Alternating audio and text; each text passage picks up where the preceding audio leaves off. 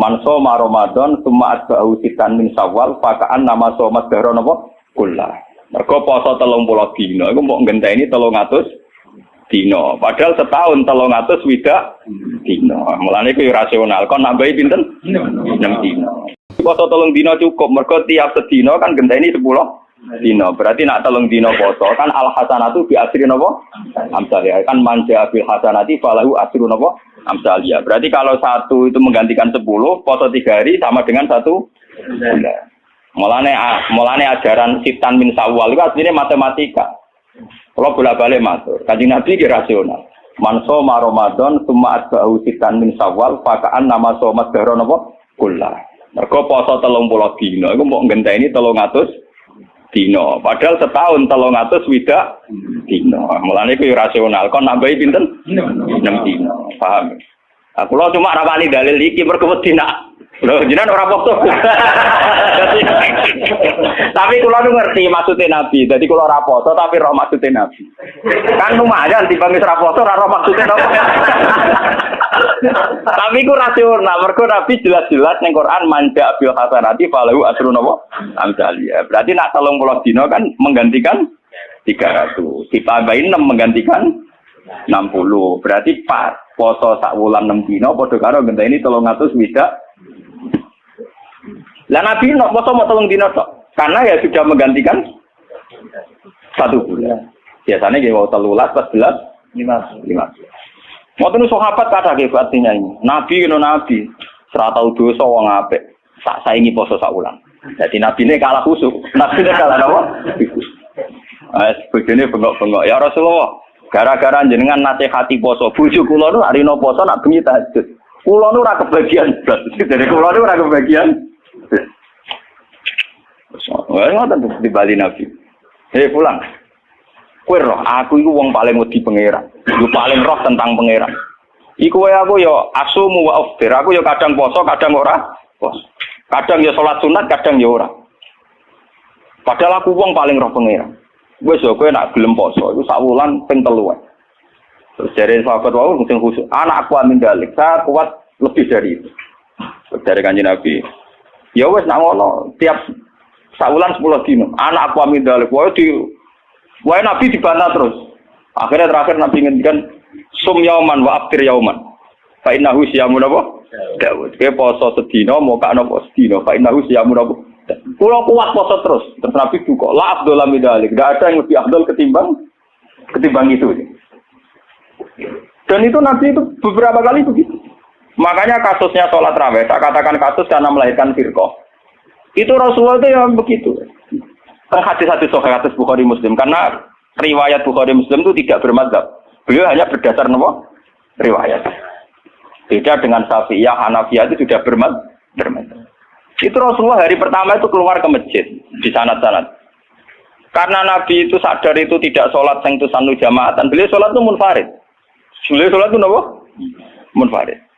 Hari pertama Nabi itu tokoh sentral. Tempatnya saya makmum. Ya wis sahabat kok Mustafa kan yang omah yo nganggur ning ndi rapati payu pidato kan yang tengok-tengok to ning musala. Lah ngono terus makmum Nabi kok Abu Hurairah sahabat yang nganggur kan napa? Sesuai terkenal lu Nabi sebelum Ramadan bari ngisa iku nambahi so. Hari kedua tambah wakil, hari ketiga tambah. Itu di riwayat hari ke-6 Nabi tidak keluar. Ya sudah, ketika Nabi tidak keluar sahabat ngenteni karena sudah putus asa terus pulang. Ketika pulang Nabi habis subuh menjelaskan, saya tahu bahwa kalian tadi malam keluar nunggu saya sholat jamaah. Terus kata Nabi, demi Tuhan saya tidak akan keluar lagi untuk memimpin sholat jamaah.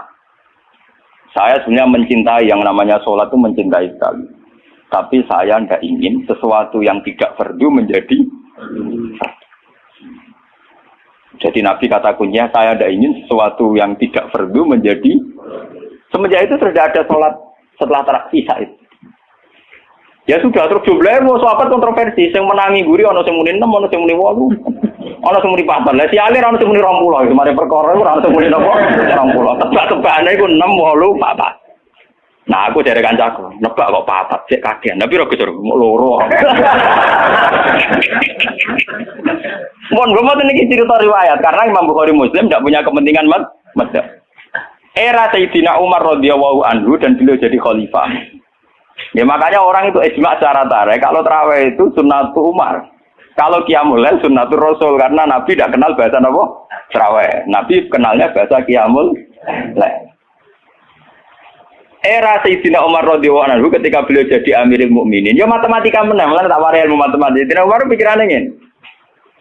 Salat sunat sing muakkadah fi kulli yaumin wa lailatin iku 10 rakaat. Sing jan muakkadah rotibah muakkadah fi kulli yaumin wa lailatin pinten 10 rakaat. Itu nggak sih muakkadah. Qabla subhi 2 rakaat. Qabla zuhri 2 pinten. Kawan, ba'da zuhri kali. Berarti itu gue lepas 6 ya. Qoblal asri kali. Berarti 8. Ojo itu qoblal maghrib mari ora pantes ya. Orang-orang kan orang pasti pantes. Terus qoblal isya 10.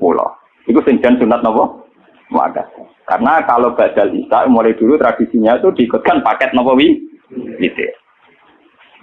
Karena Ramadan itu spesial, waktu Jiddin wa Tasmirin ini kata yang menduga yang arah Fathul Mu'in Zainuddin Maribari yang mengikuti Ibnu Hajar. Ulama Syafi'i itu menduga karena Ramadan itu waktu Jiddin wa Tasmirin, waktu sing cancut tali mondo, frekuensinya harus spesial. Nah ngono nak arah Ramadan 10, itu di Ramadan du'ifat. Di Ramadan apa? Ditikelno. Akhirnya Umar muni, lana damel sholat jamaah pirang rakaat. Lah Umar mau jenenge istihad. Ya orang pulau dengan lo Umar sahabatnya Nabi. Lo sampai pinter-pinter ormas zaman akhir pinter Sayyidina Umar menang kaji Nabi kenal sing duwe Islam, paham? Lha malah nek wong muni kaji Muhammad tuh duwe Islam. Sarara wong sing ora kenal Nabi ku ora paham sing kenal. Paham ya? Wong paham sing kenal sinten? Kenal di ormas saiki mbek Sayyidina Umar. Wong Wahabi mletene ngono traweh pinten? 20 rakaat. Mbok terlalu loro namung pinten? Di syuting TV santu. Mangane kula bolak-balik ngomong. NU balelo ning kunut. Mergo roh ning traweh iku ning salat subuh Arab Saudi ora usah napa. Kunut. Muhammadiyah balelo ning traweh. Padahal sama udah roh live kabeh nak Arab Saudi traweh rom. Tapi NU ya roh nek Arab Saudi ora usah napa. Jadi balelo ya penting. Lah nak takok apa oleh Gus Balo ya boleh Wahabi ora Nabi Muhammad. Nak Nabi Muhammad wajib din. Nak Wahabi ya tepak cocok ya anut ora ya biasa padha wong alime ijtihad per gampang. Akhirnya Umar mutusno pinten? 20 itu ditentang oleh sahabat-sahabat. Apa dasar Anda? Umar nganggo hadis am. Hadis am itu hadis yang Nabi sering ngendikan dan mujma' alaih. Nabi ngendikan as-sholat khairun maudhu'un. Pokoke jenenge salat mesti apik. Fa'akhir awatillah, sik jumlahe akeh, sik jumlahe dikit. Pokoke nek jenenge salat mesti apik. Lah karena aturan salat dasar bengi itu trennya itu sholatul laili masna-masna. Karena tren salat malam itu di luar fardu. Di luar fardu itu dua.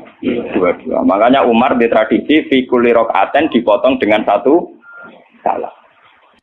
Tapi sampean juga jangan anti yang 4 rakaat hanya 1 salam, kok ya goblok. Mergo kados salat Isya sing 2 tahiyat, itu ulama Syafi'iyah darani tahiyat awal iku sunnah. Artinya prakteknya sing wajib namung tahiyat akhir. Paham ya? Iku gedeng teman-teman yo keliru ya tambah bento. Mergo salat Isya lah iku tahiyat awal sunnah. Artinya sunat iku piye? Nah ditinggal ora batas, nek jatuh tinggal udah mau wong akeh. Aja sal kita dadi kiai ora tahu tahiyat ula. Wah. Bakok balawa. Lah tapi piye wae kan kondisi Imam Syafi'i sunnah. Mboten iki cerita ilmiah. Kira sadarane aku untuk Muhammad aku wong alim pokoke sampe takok. Jenenge ta Muhammad aku ngalim ngawur. Nah, wong alim kudu Muhammad Imam Syafi'i ra gak wong alim. Wong sedurunge NU sedurunge napa? Ya wong alim didorong-dorong NU ta napa? Mati aja pintum. Wong alim yo ngalim maca hadis satu Bukhari Muslim langsung pol netral. Akhirnya Umar jawab nikmatil bid'atu hadhi. Bid'ah terbaik itu modifikasiku, gaweanku iki. Karena beliau Amirul Mukminin menang sudah di salat resmi karena beliau pas bikin itu, pas statusnya jadi khalifah, menang deh. Terus yang kan ngimami pertama Ubay bin Ka'ab. Niku sahabat ahli Quran. Sinten Ubay bin sinten? So Ubay bin Ka'ab hasil pertama ya mau. Mboten motok kula ngimami Amirul Mukminin. Mbak Umar ditutup. Goblok, aku Amirul Mukminin ngongkon ra mbok turuti. Dadi tapi lucunya sing tidak Umar iku makmum lho. Karena aku kan karepe sopan. Tapi si sopane dekne iku malah nentang prin. Ane kula wingi foto niku maca muslim. Kula biasane nak foto maca muslim kalian santri-santri kula. Kula mulai ngiyai bapak wafat 2005. Nganti sakniki dereng ngimami kalian santri pondok kula dereng entah kapan saya ngimami tapi kapan-kapan kula nggih direncana ngimami. Tapi kalau nu nganti saat ini dereng iman. Ya, dan ulama yang kayak saya itu banyak.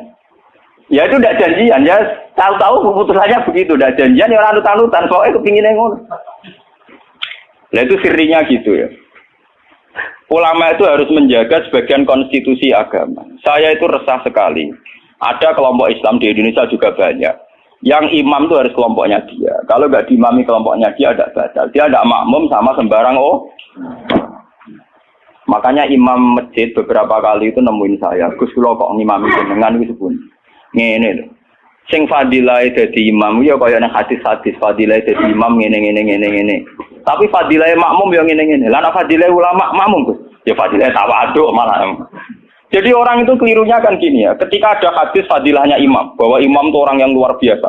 Karena imam masjid fadilah. Terus orang itu ingin jadi imam karena untuk fadilah gede. Yang kita lupa adalah Nabi muji tawadhu juga sedemikian kuat. Sehingga jangan-jangan seorang alim yang belum jadi makmum untuk fadilah apa? Tawadhu ini enggak dinilai. Dan itu akhirnya kayak sekarang yang kejadian itu. Banyak standar imam yang berlebihan. Wonge macane Quran kudu bener, nazifat taubi, pakaiannya kudu bersih. Malahan pakai-pakai berlebihan. Mahbuban indah kaum yang dicintai. Wong khusyuk ning dinggon ora pati banyak penggemar, wong khusyuk iku kurang penampilan. Padahal imam masjid rata-rata khusyuk mbek wato. Wato nunuk-nunuk, kadang dituthuk dhewe diandani napa? Berlebihan. Sing roh najis. Pokoknya sarannya berlebihan. Itu nanti repot ketika kita ngadepi ada firqah yang berlebihan gitu terus gak gelem makmum mbek sembarang. Banyak itu kejadian terutama di kota-kota. Karuan masjid ono jamaah, dia jamaah sendiri karena meyakini yang jamaah ala begitu tidak. Saya termasuk ulama yang sampai sekarang menunjukkan ke umat bahwa sholat itu sesuai dawuh Nabi, shollu khalfa man qala la ilaha illallah. Kowe kudu gelem makmum mbek sapa wae sing nglafadzno napa? La ilaha. Sampeyan harus gentle. Wong aku sing alim gelem makmum, kowe ora alim ora gelem. Alasan niku opo? Biasa saja. Saya itu, ini cerita yang ngaji muslim saya. Rasulullah itu berkali-kali ingin bahwa yang imam itu tidak beliau. Ini ketika beliau sakit. Ini di hadis muslim. Beliau menyuruh muru Abu Bakar fal yusalli binnas. Abu Bakar kon ngimami. Ketika Abu Bakar sudah mulai ngimami, Rasulullah radidangan terus beliau yuhadza bina rajulan teng waktu di papa Sayyidina Ali Sayyid Fadl. Fadl itu dulure sinten? Sayyidina Ali. Dipapah terus didudukkan gurine Abu Bakar. Nggih, terima kasih ketika Nabi mun. Ketika Abu Bakar persona Rasulullah rawuh, beliau ta'akhir, mundur. Ketika ta'akhir Rasulullah memberi isyarat makanan. Kamu terus saja jadi imam. Tapi Abu Bakar tetap mundur. Berarti pernah ana salat tanpa napa? Imam. Pas Abu Bakar mundur karena Rasulullah sadari sholat tanpa supir. Nggih, jamaah tanpa napa? Supir kan bahaya tuh, tanpa supir kan wis kadung jamaah kok tanpa napa? Rasulullah maju, paham ya? Disebut kitabul istikhlaf. Tahu ana pergantian napa imam ning tengah-tengah napa? Salat.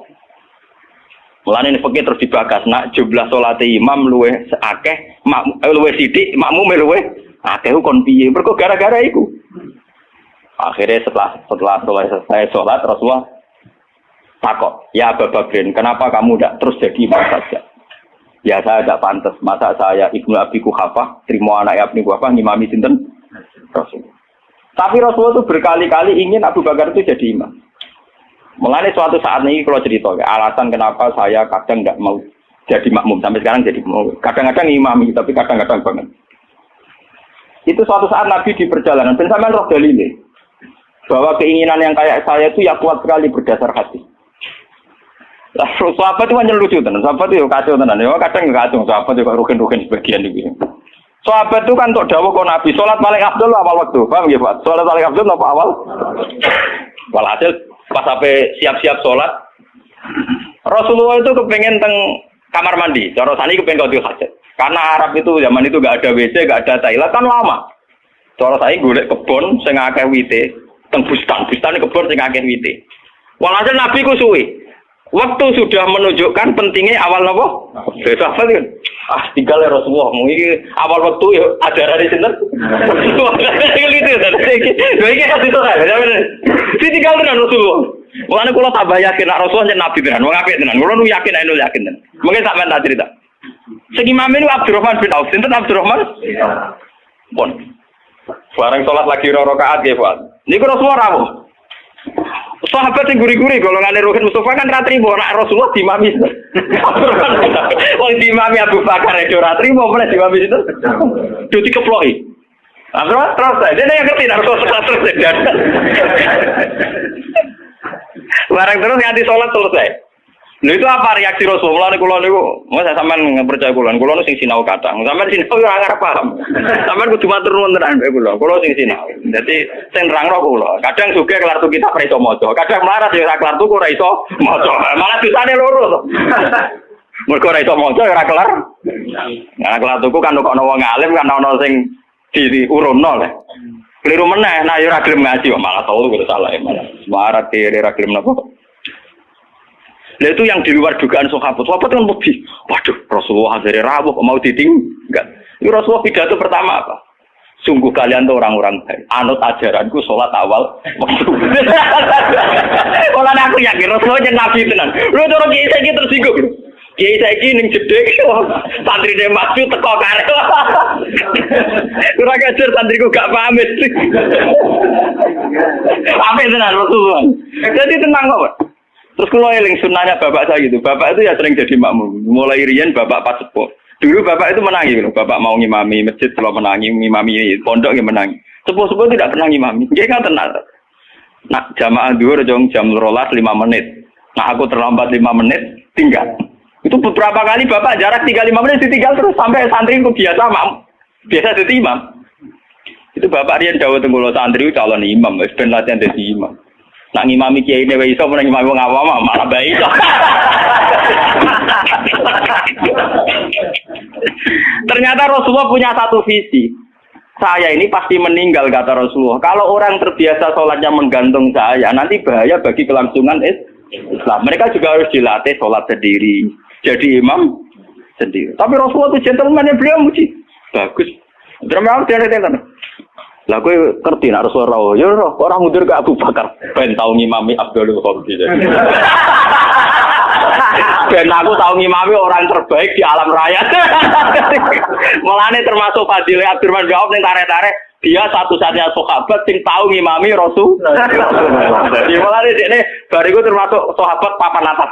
Mergo dekne tau ngimami manusia terbaik di alam raya. Jadi mungkin dirinya kayak kali-kali. Jadi kita hukum, melane sampai tenaga mani wonten pujian walam yusallil Mustafa khalfa akad ilabna aufin walahul fadlu abad.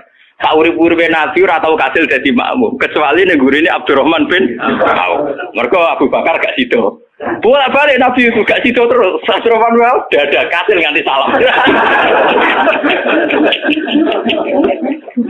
Lucunya Rasulullah tersinggung, kagum tenan. Jadi orang-orang kan rasa jebule Nabi ning jeding sedelok gitu. Nyangkone kan lama karena dulu Arab ya begitu kan. Jebule baru 2 rakaat Nabi rawuh. Ya sudah ditinggal mawon. Itu juga sesuai perintah Nabi. Konjoko awal nopo. Jadi sampean dengar. Jadi ilmu itu sebanyak ini. Kenapa kita tahu-tahu mensederhanakan masalah? Imam kudu Pak Kiai, imam enggak. Imam itu siapa saja. Sallu khalfa man qala la ilaha illallah. Kalau ikhlas di imam Ruhin meskipun Abdul Qullah bisa jarak derajat. Enggak apa-apa. Karena untuk jadi imam ngerplang-plang maca Fatihah ya wis. Tapi aja ngawur nek maca surat. Kemonten cerita, kula wingi cerita tentang Bojonegoro. Mazhab ulama itu kadang ya resiko. Wong nak bar maca Fatihah kesunatane maca Quran senajan to ayat. Niku masalah ngoten niku kula setuju Abdullah bin Mas'ud. Abdullah bin Mas'ud nganggep kados Yasin wal Qur'anil Hakim nembe ayat itu. Jadi wal Qur'anil Hakim nembe napa? Ayat. Mazhab Imam Asim dan dianut seluruh dunia Yasin pun ayat. Pun apa? Ayat. Akhirnya santri sing bedik-bedik nak traweh. Walal dolin Yasin Allahu Akbar gawe ayat. Berkata ayat. Jadi itu efek dari mazhab Yasin dianggap napa? Ayat. Dan itu untuk kesunatan. Mereka napa? Ayat. Niku yo repot mazhab naon niku. Macam Quran-Quran Yasin kan pun ayat 1. Jadi nek ning fikih kesunatan maca surat senajan to ayat itu wis mlebu. Sale sampean traweh oleh walad dolin bismillahirrahmanirrahim Yasin Allahu Akbar niku. Ya ora santri sing kurang ajar ngoten nggih pirang. Sing main kulhu ki napa? Nek kula tren kok agar langgar ditakoki ndi sing traweh suwi ngerbah iku wah kesuwen. Mbak Bae ada cerita kalau Gus, kula nimpun sepuh traweh ora payu putih, Mbak. Jarine tiang-tiang suwi Gus karep kula nu marekno pangeran pun sepuh mek mati malah tiang-tiang wonten boron makmum. Kula gampang, Bang. Lah putih kesane bus warga mun tuwa. Ampun gelo, Bang. Dalane mlebu swarga boten traweh to, Mbak, termasuk jebare ati. Wah, nggih cocok. Pertama gue cerita cakap nom saiki Gus jak traweh kusuk ora gelem, tumakne nae ranteng. Lagi lebat traweh jenengan wis ora payu malah mati gelo. Gus ra swarga jek gak payu ning donya malah lara jenengan. Seneng den nasihat seneng. Wah, nggih Gus cocok nggih. Jalane swarga mboten traweh tok, tapi ora napa? Ora gelem. Saiki slego ora tau ngrasani traweh nom-nom. Mergo tiram mlebu swarga. Tiram mlebu swarga. Boleh kalau terang tapi. Jadi hadis ini hadis sahih. Jadi sampean ora usah khawatir. Nak nate dosa nggih nang tobat. Enggak ada vonis dari Rasulullah sallallahu alaihi wasallam siapa yang melakukan dosa kemudian vonisnya menjadi kafir. Makanya kula suwun sing ngaos kula, ampun geman.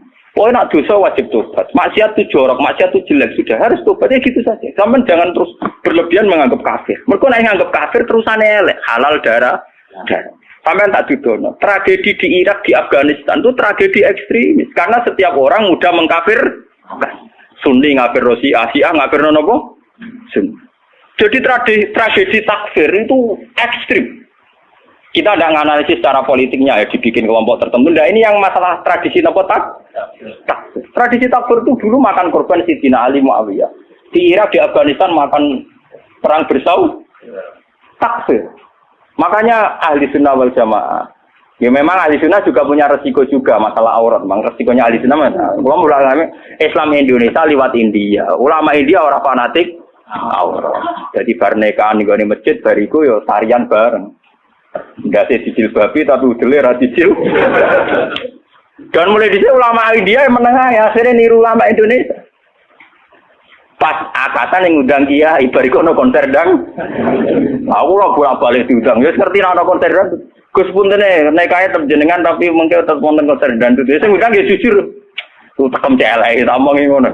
Wong tiang-tiang nyuwun dangdutan iki wah repot. Ya tapi kejemunin aku ngisini. Ojo kok. Wae dak ngira tuh nggih pun ngertos wis nek niku haram.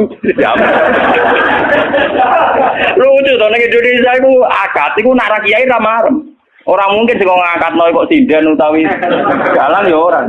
Tapi kalau ngilangi adat dalang, sidan ya orang kurang gaul. Acara anak kiai gak nopo, gak gaul. Mulai dulu lama ahli sunnah begitu itu diam. Wali songo mbek maksiat ngoten iki diam. Entah saya juga gak tahu sirinya. Ahli sunnah mulai dulu melihat gitu-gitu memang diam. Meskipun ngaku itu atapul iman. Memang mulai dulu tradisinya begitu. Ya saya tidak tahu nanti tanggung jawabnya nih Allah kayak apa ya kita tidak tahu. Apa yang benar FPI apa ahli sunnah ya sama FPI juga ahli sunnah karena Habib Rizik itu ya zuriya Rasul. Tapi kan kita adil, saya itu sering ditanya menurut jenengan Habib Rizik itu gimana? Habib Rizik itu zuriya Rasul, nahi mungkar itu pasti baik. Tapi saya juga bilang Pak Quraisyab ya orang alim juga zuriya Rasul dan cara pandang Pak Quraisyab ya kayak begitu. Kan nggak mungkin Pak Sinten Pak Habib Rizik tak bandingno mazhab Ruhin kan ora mungkin. Ana asape langit sampai bumi. Enggak, kita kan makanya saya itu ingin ya yang ngaji saya. Kalau Anda itu ittiba sama habaib, ya bandingannya habaib. Saya ini orang alim tapi masih belajar. Saya baca ideologi FPI, saya juga baca bukunya Pak Sihab. Saya bahkan baca karangannya Mbah Soleh Darat, karangannya Kalijogo. Meskipun saya juga baca karangannya Sunan Giri, Sunan Ampel. Jadi saya itu baca mulai ulama yang ekstremis sampai ulama yang munafik. Karena saya orang alim. Orang alim itu harus punya bekal banyak. Kita jangan satu arah. Kalau sampean mengidolakan Habib yang keras karena itu Habib, dapur siap apa tidak? Habib. Beliau juga profesor doktor orang ahli tafsir. Tapi beliau tenang saja. Wawancara ning Metro TV. Sing wawancara ini kok bintang blotor lho. Wong sing wawancarai sinten? Ini guru Pak Kursi wong alim soleh diwawancara ini ke tenang. Cara bahasaku merem-merem. Lho iki nyata gitu. Sing wawancari Pak Siap sinten? Ini ke bintang nomor ya. Udah biasa rong. Lho nak loroe mergo wong alim peneliti ra sampean nek mati kan beda. Ya padha-padha roh tapi bijine beda, paham? Yo beda to. Wong alim nak ngamati iku neliti. Nah wong awam nek tulisane tetep beda. Wah, padune jenengan ora tetep beda so ayo percaya. Ayo awis ning akhirat cocokan. Lho tes sebenarnya. Kau wong alim mulai, gue roh kitab gue selali mutola. Tambah di eling. Mode-mode bergelau film. Pak Siap tuh biasa. Ya memang beliau gitu. Memang ya beliau punya sanad juga. Punya sanad juga cara ngadepi masyarakat begitu. Apalagi sanad itu didukung fakta. Kiai yang sabar berdakwah tanpa menfonis, toh nyatanya lebih bisa dandani ketimbang yang main fonis. Makanya kita punya khazanah dulu ada Gusme. Ya banyak. Makanya ini guyonan saya dulu zaman di sarang itu begitu. Lonte iku wong ahli maksiat. Maling yo ahli dalam tradisi ahli sunnah, kitab-kitab ojo kancanan wong nakal mari katut.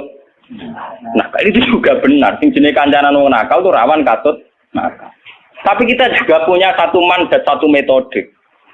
Barang mungkar dadekno apik. Awal iso dadekno apik kudu gelem kenal, gelem ngandani. Nek kenal ora gelem piye carane? Ngandani. Jadi kita kan punya dua aturan. Sing sitok kon dandani berarti kudu gelem kenal. Sing sitok kudu ngeduwi ben ora terkontami. Ya saiki yang maca awam dhewe to gen ngilu. Gusti kula jenis dandani apa jenis katut lah. Ketara ta. Ngilu. Barang misalnya lonte elek, oh anak ini sakit Gusti ngandani ini. Sana ayo, wah bener sakit. Podo masalah duit ki ngoten. Aku iso ngeduwi pejabat, dibeli contohnya RT BRW pancen dalam TPI cilik. Ngeduwi bupati, mikir dene. Kulo nggih sering dikoncon, kulo lho Gus, sampe pejabat mboten nate kulo. Kulo teng petinggi mriki ra tau dolan Gus RT. Cangkemmu contoh kok petinggi. Lah anak bupati teko mbok to ora lagi dalem. Dari nate. Contoh ngeduwi pejabat di contohnya RT ben apa? Wah, curang. Artinya ya paham ini. Jadi sudah begitu mulai dulu. Makanya kita selalu punya dua jenis kiai tadi. Mulai kiai yang anti begitu sampai kiai yang mau ngandani begitu. Ya sudah begitu. Mulai dulu orang-orang soleh ya begitu. Sampai delok cerita kitab-kitab sufi. Biasa jenenge ulama top kancanan pendeta. Nanti tawaju pasut. Jadi ada Abu Yazid itu nate tenggene padang pasir ketemu pendeta. Pendeta resi soleh tenan. Ya Abu Yazid, sama ini terkenal wali. Apa Anda bisa membuktikan bahwa Anda lebih baik ketimbang saya? Jadi Abu Yazid, ya. Kamu minta apa Abu Yazid? Saya minta makanan yang enak. Ini pendeta ini dulu langsung nonton wapel orang macam-macam. Karena saya juga orang dekat Allah. Barang Abu Yazid waya dene. Gak gelem deh. Enggak, saya enggak minta apa-apa. Loh, berarti kalah be aku ndonga lan dibadani ke ora ya malah menang aku ya. Kenapa? Saya memilih yang dipilih dia. Maksudnya yang dipilih Allah. Jadi aku ya ora njaluk ya ora apa. Ini malah beritane masuk Islam. Sungguh Abu Yazid, kamu enggak pernah memperdaya Tuhan. Gak. Akhtar malah akhtar jadi saya memilih untuk tidak memilih jadi. Karena Tuhan biar apa lumayurit, biar Tuhan tetap sebagai apa? Tuhan. Itu malah pendeta ini macam pendeta bener, malah masuk Islam kan? Hebat kamu Abu Yazid, mendudukkan Tuhan sebagai Tuhan. Jadi kamu tidak pernah ngatur-ngatur apa? Tuhan. Cara saya kesampaian meriah, waduh, kalah mati. Abu Yazid tenang saja. Itu ulama dulu itu biasa. Kancanan pendeta, kancanan macam-macam. Lalu ini ngaji terus kalau suwun. Lewat ini hadis sahih didhawuhna Rasulullah nggih liwat sanad sing mutasil ila Rasul. Nah, pokoke jamaah mriki sing nate dosa nate salah. Sampeyan kudu yakin bahwa ini yang benar. Karena ini didhawuhna Rasulullah mewakili Allah Subhanahu wa taala. Apalagi redaksinya qala Allah taala, berarti sing disebut hadis qudsi. Jadi enggak ada mazhab kados Khawarij sing darani wong tau dosa gede berarti wis kafir. Ndekne ngamale apik ora ditampa itu enggak ada. Ora ono. Iku akal-akale wong Khawarij. Nah, yang mewakili Islam nggih ngeten iki, Allah seneng banget nek ana kawulane napa to? Ngalah-ngalahi senenge wong sing kewane sabekal ilang terus ketemu men. Mumpung kamu miskin itu sering sedekah, karena kalau sudah kaya itu tidak bisa. Saya memberi analogi gini. Kalau saya masih santri miskin, punya uang 100.000, diminta guru saya 50 tak kasihkan, padahal itu 50%. Punya 2 kambing kurus, diminta guru saya 1 pasti tak kasihkan, padahal itu 50%. Jadi kalau punya sapi Brahman atau sapi limusin yang harganya itu 100 juta, punya 2, diminta 1 boleh enggak? Enggak boleh. Saya punya motor butut 2, diminta teman saya 1 boleh, tapi kalau Davidson Harley itu enggak boleh. Nah, walhasil itu kalau kita miskin, misalnya kita zaman kuliah atau zaman mondok atau zaman apa saja, punya uang 100.000, narik temannya sampai 50.000 kan biasa. Tapi setelah 1 miliar, berani nggak kamu kasihkan 500 juta? Sama-sama 50%? Enggak kan? Saya ini termasuk kiai yang nggak suka dekat sama orang-orang top. Bukan karena hasud. Memang konstitusi kiai harus gitu, la tamuddanna ainaika. Kenal orang lebih tinggi itu kan resiko. Misalnya saya kiai desa, mungkin punya keri tua sudah seneng, punya kijang tua sudah seneng. Gara-gara kenal Pak Wahid naik Kempri, waduh kok saya kalah itu. Kenal orang itu kan resiko. Mungkin dosen-dosen sini kalau kenal saya di Rembang juga resiko. Di sini nggak ada cium tangan, biasa dosen, wah nggak enak jadi dosen. Jadi memang harus dibatasin. Sekiranya mungkin orang terus, karena la tamuddanna ainaika ila, kamu jangan sering melihat orang lain yang mungkin secara lahir dapat nikmat yang lebih tinggi dibanding Anda. Kalau kamu nggak bisa ngelola hati Anda bisa hasut, Anda bisa dengki. Paling tidak Anda bisa ada syukur. Terus saya itu sering didolani pejabat, juga sering melihat pejabat di TV. Naik mobil aja ada yang naikkan. Bahkan kalau wudhu itu anduk aja ada yang bawa. Itu kalau yang nggak kuat, weh naik jadi pejabat. Ya makanya terus konstitusi kiai itu mengatur, sudahlah mata kamu itu kamu batasin. Jangan melihat sesuatu yang potensi ya, potensi menjadikan Anda tidak apa? Syukur. Jadi saya mohon, ini memang konstitusi saya sebagai kiai, jadi saya, tapi di hati saya tetap akrab. Saya doakan semua orang Indonesia, kita doakan. Kita ingin semuanya tambah baik, tambah. Tadi katanya mau naik kelas ya. Kalau naik kelas dari rumah saya niatkan mari mengkaji diroyah. Diroyah itu melogikakan riwayat. Jadi misalnya kita sering dengar Rasulullah SAW sering ngendikan kalian masuk surga itu bukan hanya berdasar amal, tapi berdasar anugerah Allah Subhanahu wa Ta'ala. Oke, kita sepakat amal kita, perilaku kita, ibadah kita andaikan dikompensasi dengan nikmat yang Allah berikan tentu tidak seimbang. Untuk membayar itu saja sudah lunas. Jadi Anda semua tidak berhak masuk apa? Surga.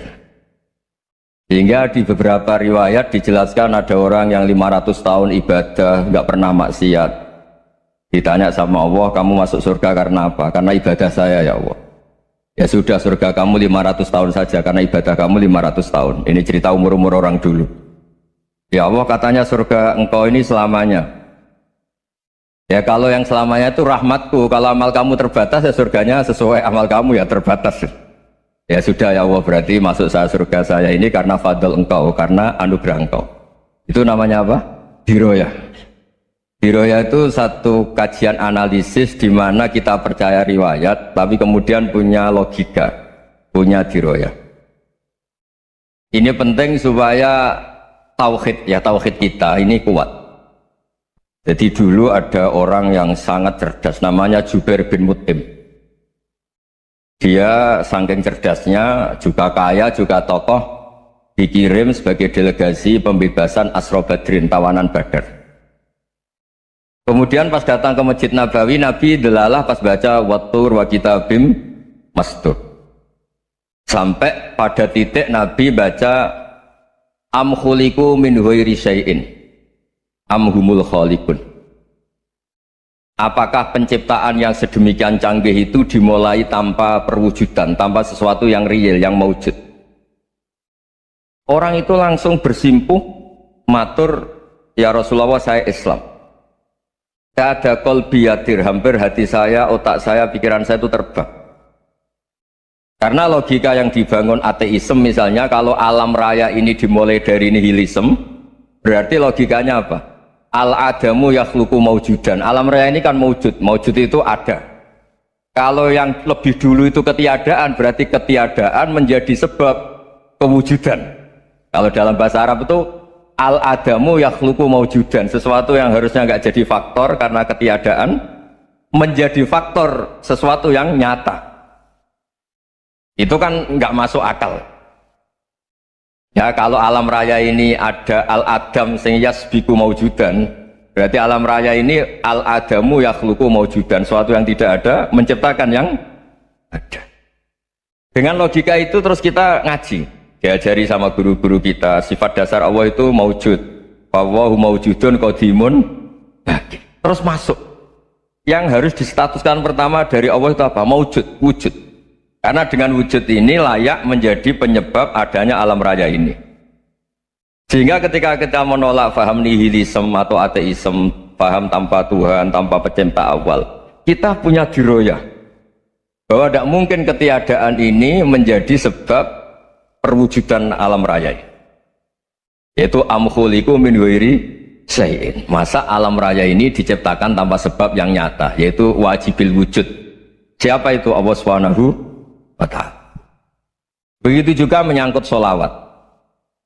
Orang boleh beda pendapat tentang redaksi sholawat. Ada Allahumma sholli ala Muhammad, ala Sayyidina Muhammad, Nabi Muhammad. Monggo lah, masalah redaksi saja. Tapi setelah dianalisis, Nabi itu Pak Rektor jadi Nabi setelah Nabi Isa saking dihormatinya sampai dituhankan. Juga jadi Nabi yang ada cerita masih hangat, orang Yahudi itu bunuh Nabi.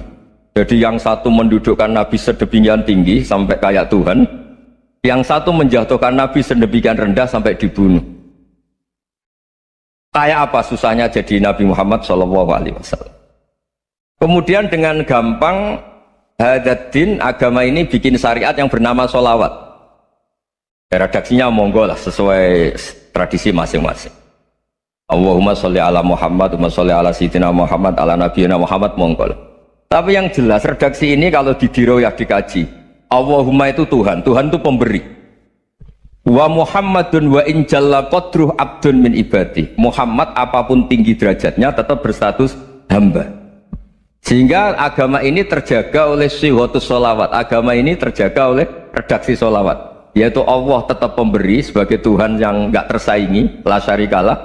Rasulullah Muhammad wa injalla qadruh, apapun prestasinya, bisa mi'raj, bisa apa saja, tetap seorang hamba yang butuh muhtajun ila rahmatih. Jika redaksi Allahumma sholli ala Muhammad ini mengukuhkan yang Tuhan tetap Tuhan, hamba pilihan tetap hamba pilihan.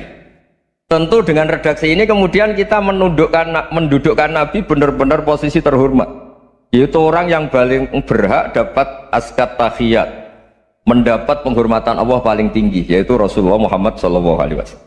Dan itu diulang-ulang oleh Allah. Subhanalladzi asra bi abdi. Status hamba ini diulang. Lagi-lagi ini bernama diroyah. Bernama apa? Contoh ketiga misalnya fihi ayatum bayinatum maqamu Ibrahim. Dulu orang Yahudi itu ada diskusi masif, syaratnya Nabi itu mbah-mbahnya harus Nabi, harus keturunan Nabi. Kemudian semua Nabi rata-rata di Palestina, di Syam. Lalu Muhammadnya asal-usulnya dari mana? Tahu-tahu orang Arab kok Nabi, padahal orang Arab itu dulu jahiliyah. Alhasil terus diceritakan bukti Muhammad ini turunan Ibrahim adalah ada jejak kaki Nabi Ibrahim di dekat apa? Ka'bah. Fihi ayatum bayyinatum maqamu Ibrahim. Kalau Nabi Ibrahim pernah di Mekah, artinya beliau pernah meninggalkan turunan yang di Mekah, yaitu bernama Nabiuna Muhammadun sallallahu alaihi wasallam. Itu disebut fihi ayatum bayyinatum maqamu Ibrahim. Nah, itu namanya diroyah. Diroyah itu satu perilaku keseharian kita beragama, kemudian tahu logikanya. Yang keempat misalnya, mangkana yu'minu billahi wal yaumil akhir falyukrim apa? Jaro. Orang yang iman karena Allah dan Rasul, maka memuliakan tetangganya. Andaikan pakai hukum sosial, tentu kalau tetangga kita baik, kita baik. Kalau kurang baik, kok kurang penggawean kan gitu. Tapi dulu itu pernah ada seorang ulama itu dibully ya, dikerjain sama anak muda tetangganya. Pak Kiai datang ke rumah saya, orang ini datang. Kemudian setelah di rumahnya, saya tidak jadi butuh sama Pak Kiai, silahkan pulang. Itu Kiainya senyum menikmati. Dan itu terulang 3 kali. Dibully seperti itu, dikerjain terulang 3 kali. Lalu tetap Kiainya tuh asik, seneng sekali. Lama-lama muda ini tanya, kenapa engkau tidak tersinggung? Padahal saya kerjain sampai 3 kali, tak undang, terus tak suruh pulang, tak undang, tak suruh pulang. Kata Kiai tadi, yang memerintahkan baik sama tetangga itu Allah. Jadi saya nikmati ketika bisa baik sama Anda. Tidak ada urusannya dengan perilaku Anda yang menolak saya. Nah itu terus kita tahu, memang motifnya kita baik sama tetangga karena iman sama Allah dan Rasul, bukan hukum kompensasi sosial. Jadi kalau mau diteruskan Pak Rektor, saya ngajar di sini ya karena perintah Allah, itu orang alim harus ngajar, bukan karena perintah Rektor. Kalau diteruskan, ya saya mohon juga gitu para dosen, para karyawan di sini, kalau nggak khianat dengan UI itu karena takut sama Allah, jangan takut sama Rektor. Kalau Anda baik juga karena Allah, jangan baik karena apa? Rektor. Bagaimanapun ya semua kita ini makhluk. Makhluk itu la yadurru wa la yanfa. Begitu juga melihat Indonesia. Melihat saya ini kan ikut di UI itu lama sekali, ikut sama Profesor Zaini, dari anak Profesor Zaini nulis tafsir. Mungkin Pak Hersoyo tahu banyak, dulu Pak Lutfi ya tahu banyak. Tapi saya memang nggak pernah terbuka karena ya memang nggak ingin sebenarnya. Kondisi ini kondisi darurat. Sehingga saya tahu cara berpikir Profesor Zaini, ya tahu komitmen beliau pada UI, dan pendiri UI memang ya banyak yang dari tokoh NU, Muhammadiyah, dari tokoh-tokoh ormas yang lain memang didirikan banyak orang. Hingga UI memang nggak milik ormas apa tertentu. Dari satu sisi memang baik, nggak dikuasai ormas tertentu, tapi nanti kalau keterusan ya nggak berbentuk. Ya sudahlah, dikelola saja, sambil jelas, sambil kadang nggak jelas, yang penting ikhlas tadi. Karena kalau terlalu asobia itu jadi repot. Kita ini yang nekuni fikih itu tahu, kalau tidak kunut itu mazhabnya Hanafi, kunut itu mazhabnya Syafi'i. Tahu-tahu seakan-akan Imam Syafi'i itu NU, Imam Abu Hanifah itu Muhammadiyah. Padahal ini orang-orang yang sebelum NU dan apa? Ahmadiyah. Jadi kalau kita yang nekuni ilmu itu biasa saja dengan perbedaan. Tapi kalau orang-orang yang nggak siap dengan perbedaan itu sampai Allah disifati Ta'ala itu tidak terima. Padahal Ta'ala itu maknanya Maha Luhur, yang Maha Agung. Jadi ada seorang kiai kebetulan pidato pertama Pak Rektor, Assalamualaikum warahmatullahi ta'ala wabarakatuh. Di mubalik kedua ini nggak terima karena itu dianggap bid'ah ada Ta'ala. Hanya dia bilang Assalamualaikum warahmatullahi ta'ala wabarakatuh. Itu saking asobiahnya itu Allah ditambahi Ta'ala itu tidak terima. Padahal Ta'ala itu maknanya Maha Agung. Nah itu kan jadi repot kalau asobiah gitu. Kalau kita ngadepi perbedaan itu biasa saja. Karena kita mungkin bacanya banyak, lihat hal-hal seperti itu ya. Berkuahnya nggak jelas itu menjadi orang tuh bijak. Ini sekarang nakal, jangan-jangan nanti jadi orang baik. Yang sekarang baik, jangan-jangan suatu saat jadi tidak baik. Semua orang introspeksi. Nggak ada jaminan kalau kita sekarang baik akan baik terus. Nggak ada jaminan kalau kita sekarang buruk akan buruk terus. Sehingga terus banyak kiai-kiai bijak itu memang lahirnya nggak tegas, tapi nggak tegas itu yang menjadikan bijak, karena sama-sama mungkin. Itu yang disebut laisa laka minal amri syai'un aw yatuba alaihim wa yu'adzibum, itu tidak wilayah kamu. Ketika Allah mengomentari orang munafik juga wa yu'adzibal munafiqina insya'a aw yatub, bisa saja ada yang disiksa, bisa saja ada yang dikasih tobat. Karena pola yang kita analisis itu semuanya menurut kita, bukan menurut kemaslahatan orang apa. Saya punya sekian contoh cerita. Orang yang sowan kiai baik-baik, mungkin bawa gula atau salam tabla, tidak tahu lah. Itu tidak mesti jadi wali. Tapi Kali Joko yang kenal Sunan Bonang itu kenalnya itu karena ingin begal. malah jadi wali. Tapi tidak usah dicoba. Umar itu nyari Nabi itu mau dibunuh. Tapi malah tobat jadi orang baik. Jadi ini penting ngaji ya, supaya tidak tegas itu, tidak jelas itu kadang baik. Nah termasuk saya juga termasuk dia yang milih tidak jelas. Saya sering gojlok gini, Fajar Hadili ini murid-murid saya sering saya gojlok. Kalau semua sistem pendidikan kayak kampus, kayak UII, kayak UIN semuanya, itu sistem yang bagus karena tertib, jam kuliahnya jelas, mata kuliahnya jelas. Kalau di pesantren itu Pak Arso itu gak tertib, tapi justru itu enak ketemu di jalan orang berani tanya. Nah ini kalau mbak-mbak misalnya menstruasi, mau belajar haid nunggu semester berapa baru tahu. Itu bisa sekian tahun gak sholat karena nunggu pelajarannya baru diterangkan. Mau haji juga gitu, nunggu mata pelajaran haji. Kalau nggak jamnya, nggak mau dosennya ngajar. Ya, kalau kiai kan enggak, ketemu di jalan tanya, dijawab. Jam berapa juga dijawab. Artinya Indonesia itu berkah, ada sistem kampus yang tertib. Ya semoga termasuk tertib gajinya. Tapi tertib gajinya itu juga sebenarnya rugi. Saya sering ada pegawai negeri Gus, tolong doain saja di PNS enak jadi. Gajinya tetap, kata saya nggak mau kalau gaji saya tetap. Kok bisa Gus, enak tiap bulan mesti dapat gaji. Kalau tetap nggak naik-naik kata saya. Kalau kiai gajinya nggak tetap, tapi di atas yang tetap kata saya.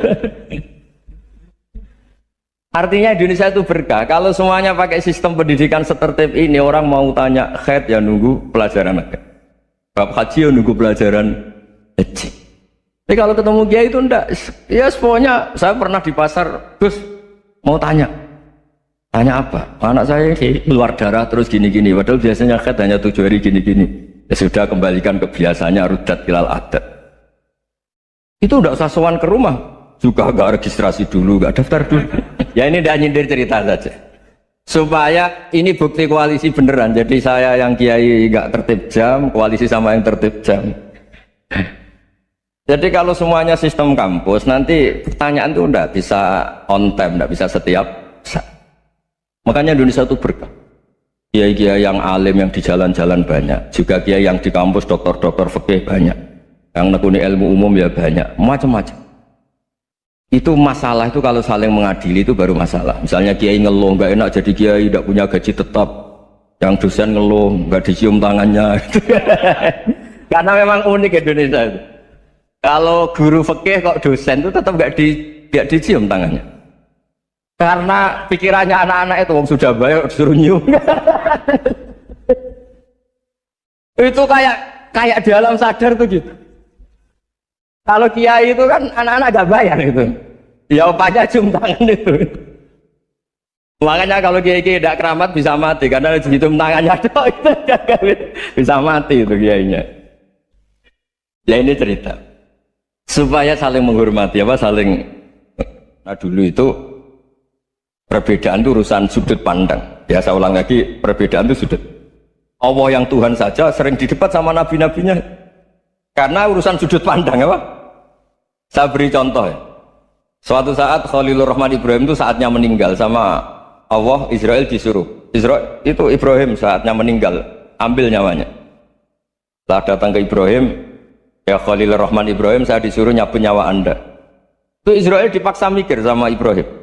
Hal ra'aita khalilan yumitu khalilah. Kamu tahu orang yang mencintai kemudian bunuh yang dicintai. Itu logika agak benar. Akhirnya Israel kan gak biasa debat, kan gak dilatih debat, gak pernah ikut lomba UI debat ilmiah. Dia taunya nyambut nyawa aja. Kembali ke Allah. Ya Allah, kata Ibrahim, hal ra'aita khalilan yumitu khalilah. Masa kekasih bunuh yang dicintai ya. Tapi kata Allah santai, bilang ke Ibrahim, hal ra'aita habiban yakrahu ayyalqa habibah. Masa katanya dia cinta saya kemudian ketemu saya tidak berani. Israel mater lagi, logikanya gini Ibrahim, masa yang dicintai sama yang ketemu yang dicintai nggak berani. Ya udah ketemu aja, katanya yang meninggal itu. Artinya kamu bisa saja GR tidak mati-mati karena merasa dicintai. atau ingin mati karena mencintai. Nah maksud saya hal-hal seperti ini orang UI pasti gak jelas. Katanya cinta Allah suruh mati ya gak mau. Gak jelas kan? Dibilang gak cinta juga gak mau. Tapi dibilang cinta kalau ukurannya mati juga gak. Nah, tapi dalam banyak hal gak jelas itu penting Pak Rektor. Penting sekali. Buatan guyon. Saya beri contoh sekian ilmiah, gak jelas itu penting. Rasulullah Shallallahu Alaihi Wasallam itu dalam banyak hal itu disuruh Allah, memang disuruh supaya ngambil sikap seperti itu. Karena Allah itu punya otoritas penuh untuk bikin orang itu baik atau tidak baik. Wahsy itu yang membunuh Sayyid Hamzah, orang paling dicintai Nabi di antara yang dicintai Nabi. Qatalahu Wahsyun, dibunuh oleh Wahsy. Nabi secara basarnya itu gak suka sama Wahsy. Sampai cara lahir ya ingin corong Jawa, ingin masuk nol. Tapi apa kata Allah? Laisa laka minal amri syai'un aw yatuba alaihim aw yu'adziba. Itu tidak wilayah kamu Muhammad. Malah Wahsy dikasih tobat sama Allah. Khalid bin Walid. Itu perang Uhud kalah itu karena ide brilian Khalid bin Walid. Pas itu masih panglima kafir. Yaitu pura-pura kalah, ghanimah dilepas, sahabat turun, pasukannya naik, walhasil orang Islam kalah. Khalid bin Walid akhirnya juga masuk Islam. Orang yang secara basariah Nabi itu gak siap. Kebalikannya juga ada. Sa'labah itu orang sampai gelar hamamatul masjid. Ini pas ngaji mesti ingat. Salah. Dia di masjid terus. Setiap habis salam tuh lari karena istrinya nyuwun sewu masih berpakaian yang tidak pantas. Kenapa engkau terburu-buru pulang? Pakaian yang dipakai istri saya sekarang saya pakai. Ya pakaian sarung itu kayak Pak Rektor kan fleksibel. Ini khusus mau Ramadan. Tidak akan sarungan terus. Gak usah khawatir. Jadi ini tadi sudah perjanjian, saya yang kiai celananan, beliau yang rektor pakai sarung. Jadi iya. Supaya itu barter madhab. Tapi hanya sekali ini aja, bukan. Jadi jangan diharapkan ini jadi tontonan terus menerus. Dan ini barter madhab. Saya sama Profesor Kores juga sering gitu. Saya pakai sarung yang dihadiahi beliau, beliau pakai sarung yang dihadiahi saya. Memang itu tradisi Islam. Tahadau tahabu, kamu saling memberi hadiah maka kamu saling mencintai, bukan riswah, bukan. Walhasil terus Sa'labah ini buat saya didoakan Nabi supaya saya kaya, supaya tidak sering ganti-ganti pakaian seperti ini sama istri saya. Jangan-jangan kamu miskin itu lebih baik. Ngotot minta didoakan. Didoain Nabi kaya terus lama-lama ninggal sholat, ninggal jamaah. Itu Allah belum tersinggung. Yang mulai Allah tersinggung itu kan saya sering fatwa di mana-mana, sering memberi saran. Mumpung kamu miskin itu sering sedekah, karena kalau sudah kaya itu tidak bisa. Saya memberi analogi gini. Kalau saya masih santri miskin, punya uang 100.000, diminta guru saya 50 tak kasihkan, padahal itu 50%. Punya 2 kambing kurus, diminta guru saya 1 pasti tak kasihkan, padahal itu 50%. Jadi kalau punya sapi Brahman atau sapi limusin yang harganya itu 100 juta, punya 2, diminta 1 boleh enggak? Tidak boleh. Saya punya motor butut 2, diminta teman saya 1 boleh, tapi kalau Davidson Harley itu nggak boleh itu. Nah, walhasil itu kalau kita miskin, misalnya kita zaman kuliah atau zaman mondok atau zaman apa saja, punya uang 100.000, narik temannya sampai 50.000 kan biasa. Tapi setelah 1 miliar, berani nggak kamu kasihkan 500 juta? Sama-sama 50%? Enggak kan? Nah, Sa'labah gitu, ketika zakat masih per 40 kambing 1 kambing itu sebenarnya kan masih ringan. 41, 82. Kambingnya itu sudah mabenal jabalen. Barang dihitung zakat karena sudah ribuan, jumlahnya sampai 400 kambing. Banyak lah pokoknya. Terus kata Sa'labah, ini pemerasan. Karena jumlahnya besar.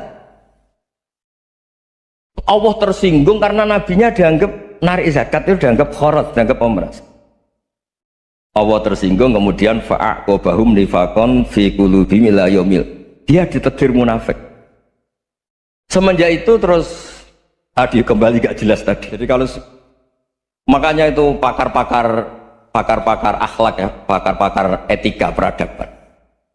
Itu tertampar betul ketika Nabi urusan ilmu itu mengabaikan itu. Kalau sudah urusan ilmu, misalnya begini, ada urusan ilmu, ada mbak-mbak cantik atau ibu-ibu cantik.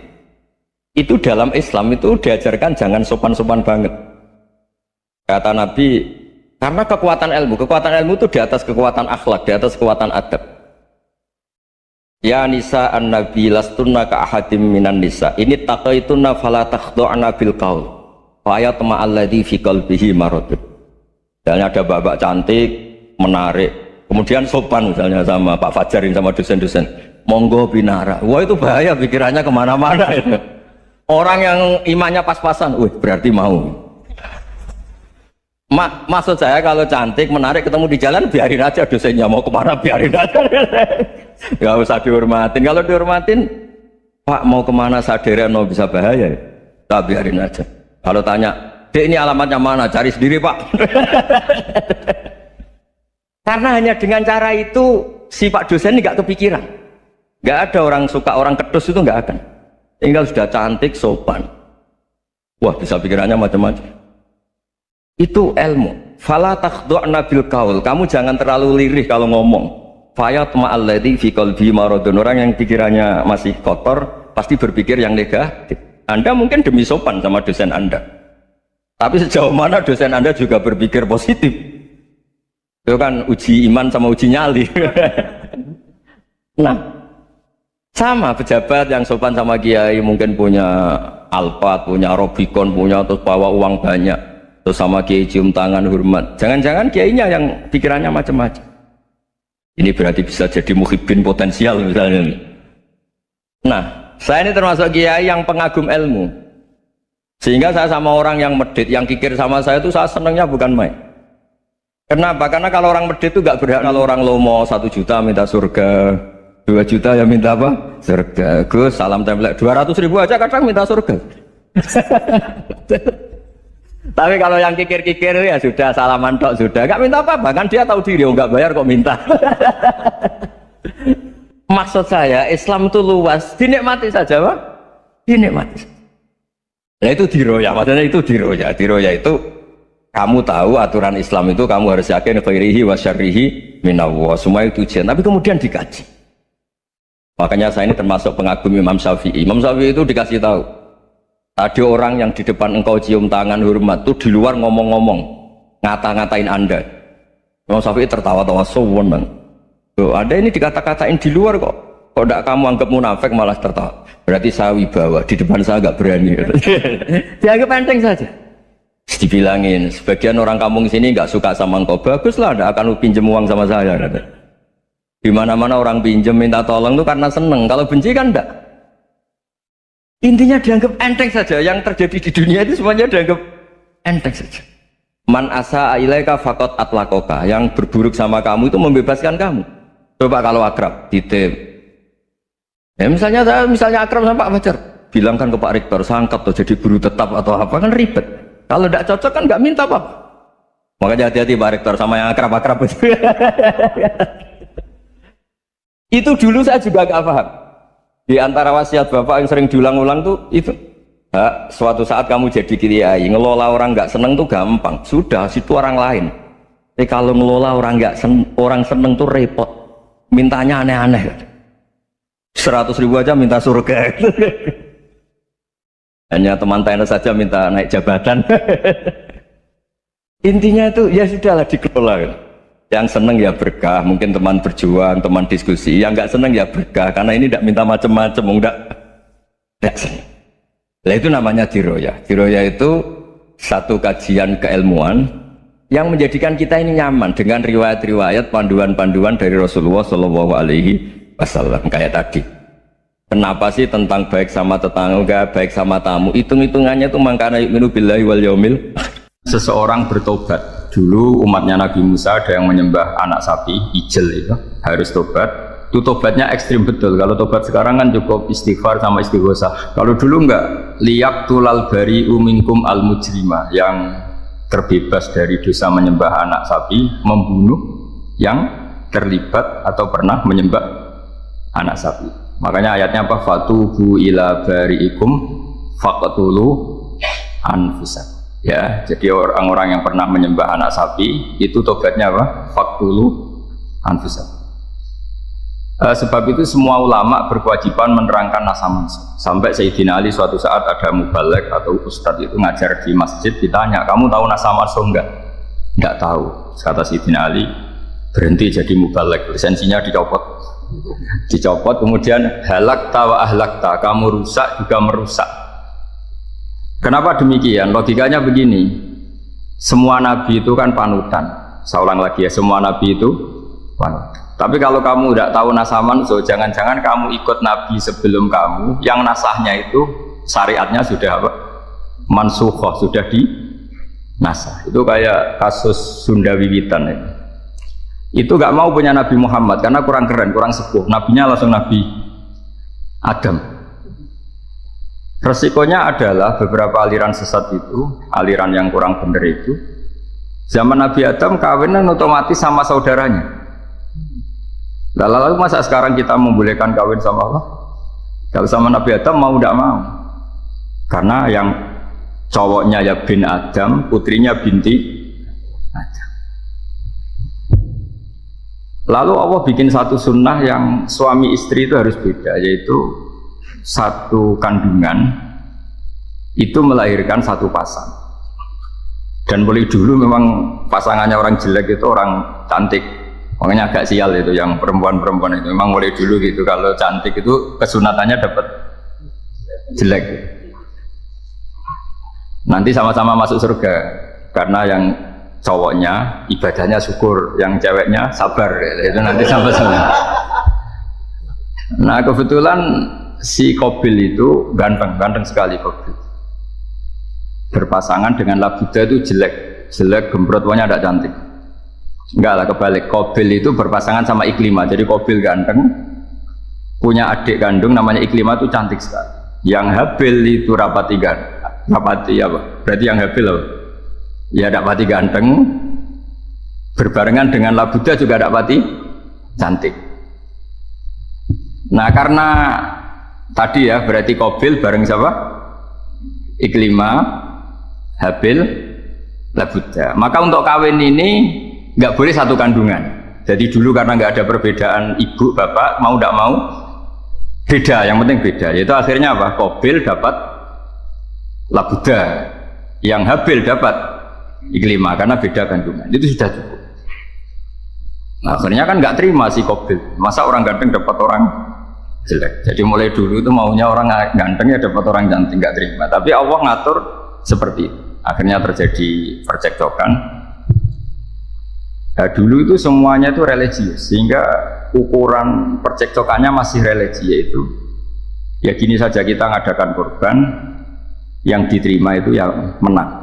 Ya ternyata dalam kompetisi itu yang menang siapa? Habil. Akhirnya Habil jadi menikahi siapa? Iklim. Kalau sekarang kompetisinya kan siapa paling kaya ya menang, lebih gampang. Nah kemudian bayangkan misalnya, ya saya ini menerangkan asa mansuh. Kita semua sering ngomong, sering berkoar-koar, sering menyarankan atau mewajibkan para nabi itu panutan dalam semua perilakunya. Ternyata ada beberapa perilaku yang sudah dinasah atau dihapus ketentuannya oleh syariatnya Rasulullah Shallallahu Alaihi Wasallam. Maka mengenali nasah mansuh itu keharusan dalam ulumul Quran, ya. Makanya Allah mengatakan apa? Ma nansakh min ayatin aw nunsiha pasti na'ti bi khairim minha aw misliha. Jadi saya nerangkan nasah mansuh itu dua sesi. Satu sesi antar nabi, dua di internal syariatnya apa? Nah, sekali saja hari ini toh, setelah itu anggap pinter. Kalau sudah jangan tanya lagi. Nah, ada beberapa lagi syariat yang masalah metode. Dulu Nabi Nuh itu dibolehkan oleh Allah saking mangkelnya sama orang kafir. Seorang lagi, orang kafir itu kan biadab sekali, nempat buminya Allah, makan rezekinya Allah, kemudian mengkafirkan Allah. Pikirannya Nabi Nuh, orang biadab ini nggak layak hidup, itu pikirannya Nabi Nuh. Kalau dia pakai militer, tidak punya militer, ya pakai langit akhirnya. Pakai kekuatan langit, beliau berdoa, Rabbi la tazar alal ardi minal kafirina daya. Innaka intazarhum yudillu ibadaka wa la yalidu illa fajirong kafar. Ya Allah, mereka ini orang-orang kafir, padahal pakai bumi engkau, pakai rezeki engkau, matikan semua saja. Jangan sisakan satu pun. Karena kalau masih sisa, nanti anak turunnya ya gitu, gennya gendo ya pasti melahirkan gendo. Gen wala yalidu illa fajirong kafar. Kalau kamu sisakan pasti melahirkan generasi gendo lagi kafir. Dituruti sama Allah. Kecuali orang 80 yang ikut Nabi Nuh. Nah, orang 80 yang ikut Nabi Nuh ini selamat karena iman. Maka generasi yang sekarang ini termasuk saya semua ini semuanya turunan orang iman. Maka kita ini punya dua status. Satu, Allah kadang manggil kita ya Bani Adam karena faktanya kita turunan Nabi apa? Adam. Panggilan kedua adalah zurriyataman hamalna ma'nu. Orang-orang sekarang itu pasti turunan orang yang ikut perahunya Nabi Nuh. Jadi nasab kita ini sudah steril. Sudah tidak ada nasab lewat kafir karena yang kafir sudah habis. Semua orang sekarang itu turunan Nabi Nuh, yaitu disebut apa? Zurriyataman hamal nama. Itu sekitar orang 80. Nah, oleh Allah Subhanahu wa taala syariat seperti ini pernah dituruti, yaitu akhirnya mereka mati semua kecuali orang 80 yang mukmin. Tapi uniknya Allah apa? Era Rasulullah sallallahu alaihi wasallam, nabi kita Nabi Muhammad itu diutus rahmatan lil alamin. Ketika Nabi didustakan, diusir, disakiti, malaikat gunung, beberapa malaikat sing ahli adab spesial eksekutor lah kira-kira gitu. Muhammad, kamu bilang saja ke saya, kalau kamu ingin orang-orang Mekah Abu Jahal CS, saya hancurkan.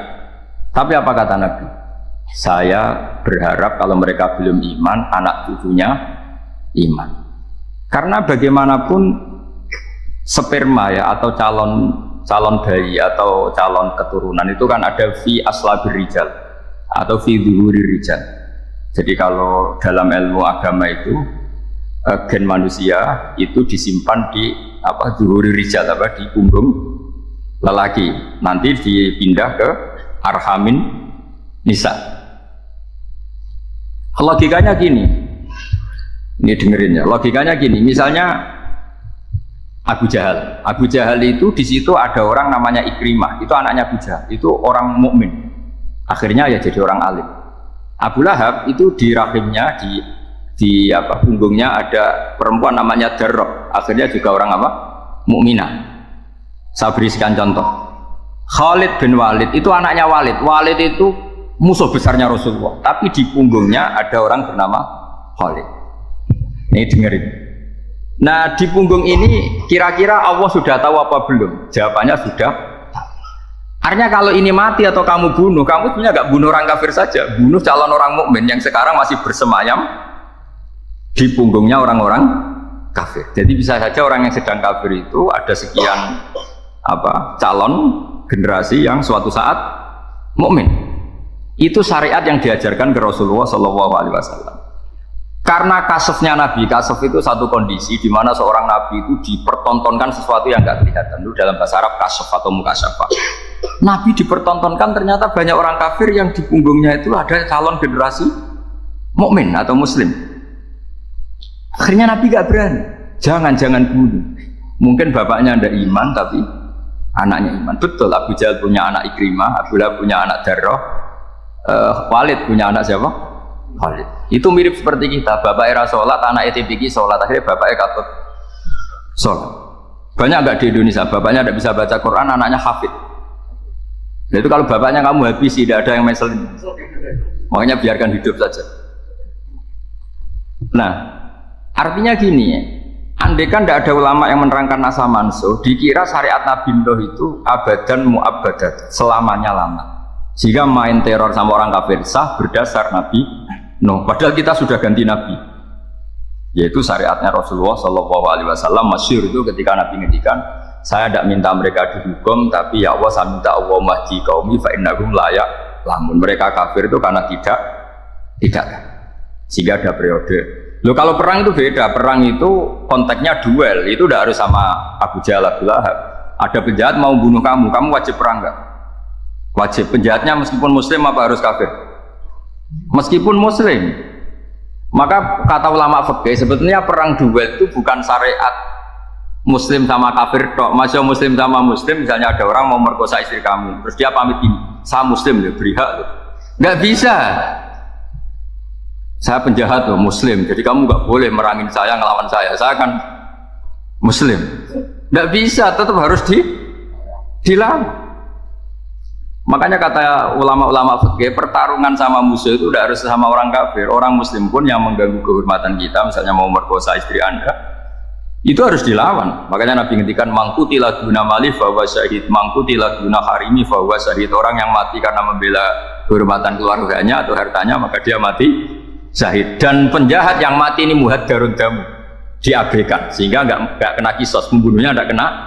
Misalnya ada penjahat membunuh kamu, kamu duel menang, kamu nggak kena kisos karena ini muhaddarun damu, diabaikan kehormatan.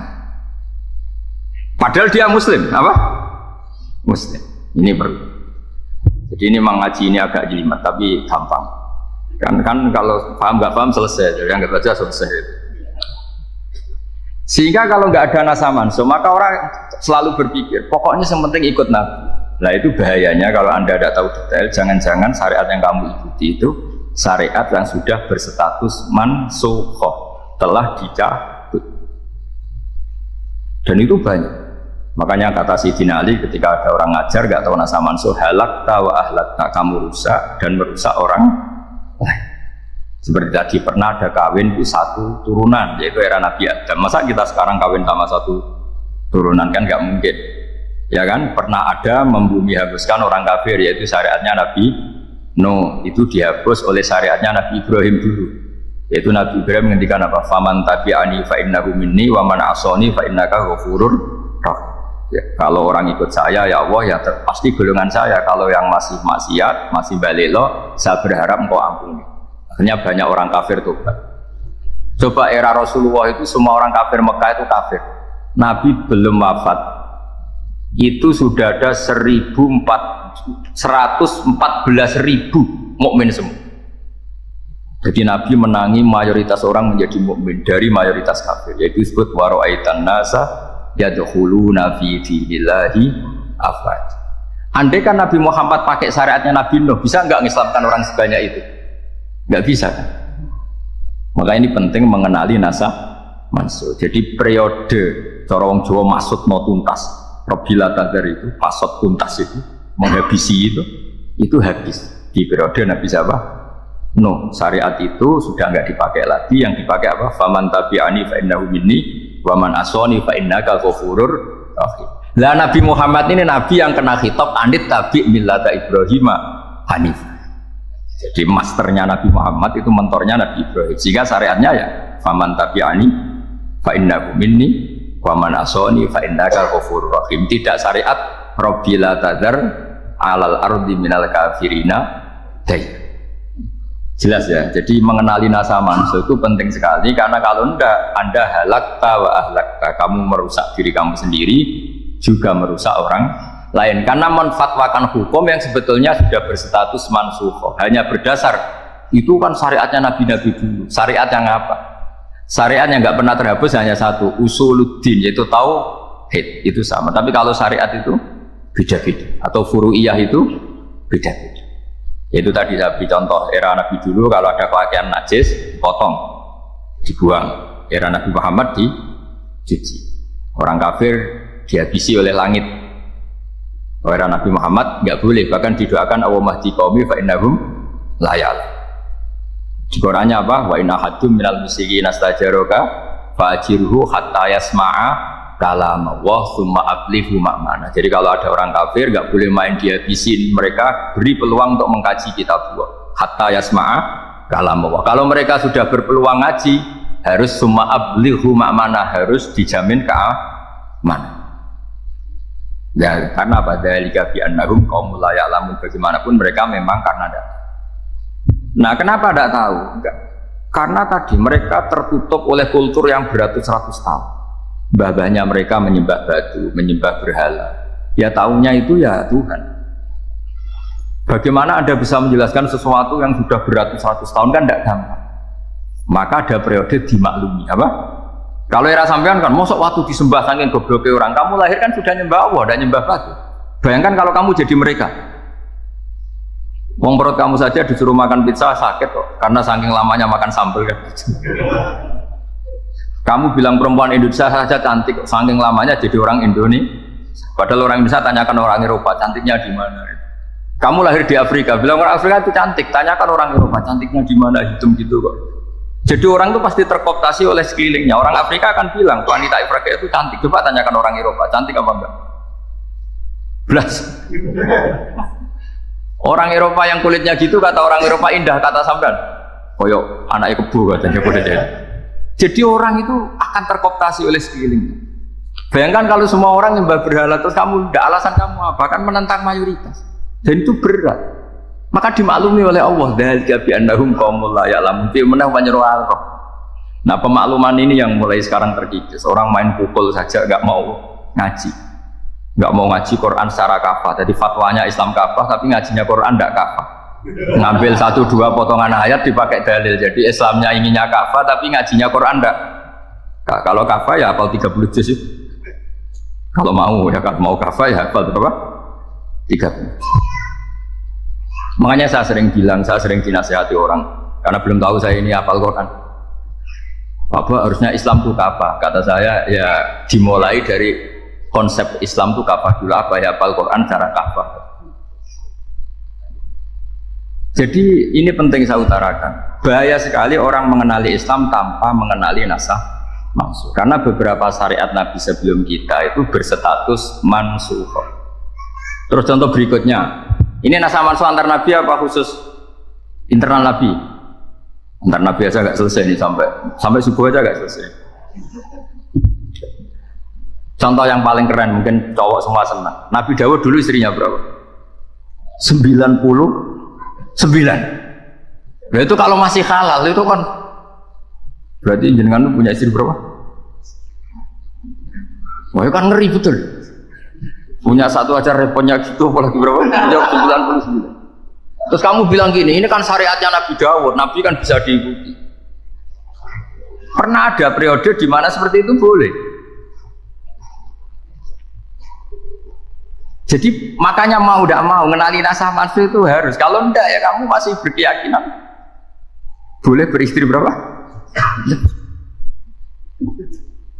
Nah ini penting saya utarakan. Makanya Sayyidina Ali itu kalau ngetes calon mubalek, kira-kira kalau kemenak dulu inginnya sertifikasi apa? Mubalek. Itu tanyanya gitu. Ta'rifun an-nassa wal mansukh, kamu apa tahu nasah mansukh? La. Jawabnya Sayyidina Ali, halak tahu ahlak tahu. Kamu orang yang rusak. Karena tadi takutnya ada syariat yang sudah mansukh dipakai. Itu tadi misalnya kita ini tidak umatnya Nabi Nuh, tapi pakai syarat Rabbila tagar alal ardi minal kafirina. Terus ketiga begini, misteri manusia itu. Dan ini kita tidak pernah tahu sampai kiamat, tapi ini ilmu harus kita diskusikan. Misalnya saya ini namanya Bahauddin. Saya sekarang hidup sampai 2019. Kan hanya Allah yang tahu berapa turunan saya sampai kiamat dan statusnya kayak Donald Trump juga gitu. Donald Trump itu sekarang kafir, tapi kita tidak pernah tahu nanti turunan keberapa ada yang Muslim. Nah turunan yang calon Muslim ini diletakkan di mana kita tidak tahu. Yang jelas kalau kamu bunuh itu katut. Artinya gini, logika membiarkan orang kafir itu ya ada logikanya. Nah, logika membunuh karena mereka mau membunuh kita ya ada logika fikihnya, karena kalau kita ada membunuh dibunuh. Makanya semuanya hukum ini terus bergantung al-hukmu yaduru ma'ilatihi wujudan wajib. Di sini terus dipertemukan. Makanya semua nabi itu kalau yang namanya membunuh pasti pas perang saja, karena ini kondisi yang memang pilihannya hanya dua, kalau nggak dibunuh ya membunuh. Ada duel lah itu. Maka ini butuh kajian fikih dan orang nggak boleh subjektif dalam hal ini.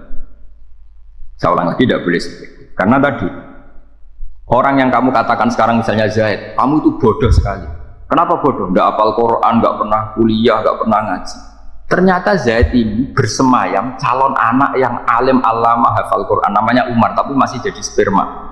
Suatu saat Zaid itu punya anak alim alama, kan banyak orang tidak bisa baca Quran punya anak hafid, banyak nggak di Indonesia?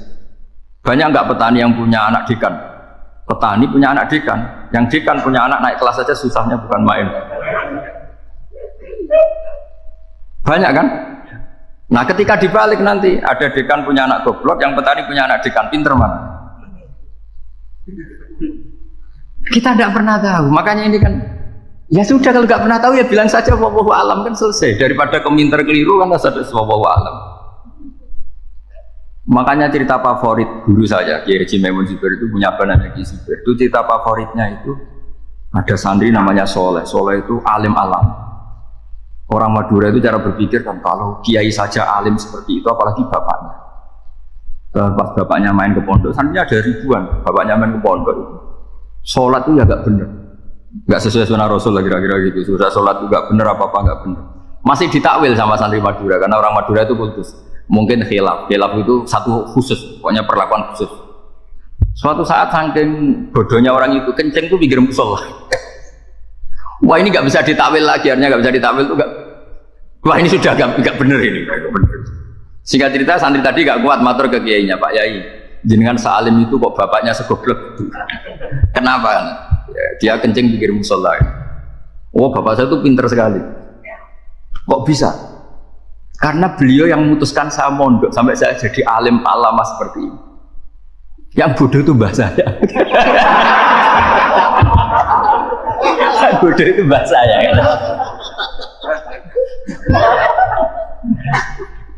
Artinya gini, sekarang misalnya Anda dekan, atau Anda rektor, atau Anda profesor, atau Anda kiai top mubalek kondang. Anda mubalek kondang terus punya anak, gobloknya bukan main, atau apalagi anaknya ketangkep KPK. Yang satu anaknya orang bodoh jadi dekan. Kalau kompetisi ini pinter mana? Ada ahli metodologi, tapi anaknya itu terlibat narkoba. Yang ini petani uton, anaknya dekan. Kira-kira kalau dikompetisikan pinter mana? Anaknya pinter petani tadi gitu. Yang ketika petani kamu vonis bodoh gitu. Tapi siapa tahu kalau ini menyimpan calon. Paham ya? Kita tidak pernah. Makanya Quran selalu ngajari dalam ilmu sosial wa in adri la'allahu fitnatul lakum wa mata'un ila. Di dalam ilmu sosial itu kita harus tidak tahu. Karena mudah. Makanya saya tadi pagi ngaji di direktorat, saya bilang, saya pernah diprotes orang, Gus kamu udah 01 atau 02. Biasa aja, manusia itu makhluk yang paling gak jelas. Sekarang soleh, suatu saat saja gak soleh. Yang sedang gak soleh, suatu saat soleh. Sesuatu yang mungkin rubah kok kamu fanatik, gimana? Nalarnya gimana? Coba kita tahu dulu, Wahsy itu pembunuh Hamzah, akhirnya mati mukmin ya. Padahal orang yang sangat dibenci Rasulullah karena membunuh Sayyid siapa? Hamzah. Sa'labah yang tukang itikaf di masjid akhirnya su'ul mati. Kita tidak pernah. Nah kalau nggak pernah tahu ya tidak usah terlalu fanatik biasa. Kayak jenengan seneng saya itu ya saya tidak tahu sampai kapan. Saya seneng sampai kapan ya. Kayak suami istri. Pas nikah harmonis bulan mati sampai kapan berarti. Yang jelas paling awet itu pasangan jelek itu pasti nggak awet. Makanya jadi guyonan. Pasangan itu jangan baik-baik gak awet kalau jelek. Ternyata maksudnya cantik sama ganteng itu suatu saat pasti jadi jelek. Yang jelek sama jelek pasti jelek terus. Makanya jadi guyonan. Kalau pasangan jelek itu awet katanya. Tapi kalau pasangan baik, ternyata baik wajahnya itu mesti gak awet. Suatu saat pasti jelek. Tapi yang jelek awet. Karena mulai dulu ya jelek sampai gitu. Awet jeleknya maksudnya bukan. Ya jelas ya, jadi saya mohon sekali ini ilmu. Sampai tidak urusan, ini bukan urusan cocok gak cocok, tapi ilmu. Ilmu harus kita dengar bahwa syariatnya para nabi itu yang sifatnya furu'iyah, tidak usuliyah, tidak tauhid itu potensi rubah. Sehingga mengkaji nasab mansukh itu satu keharusan seorang ulama. Makanya setiap ada syariat nabi, hal hadis syariah mu'abbadah amlah, mansukhoh amlah. Karena potensi itu tinggi. Kita tahu dulu semua nabi sholat menghadap apa? Baitul Maqdis.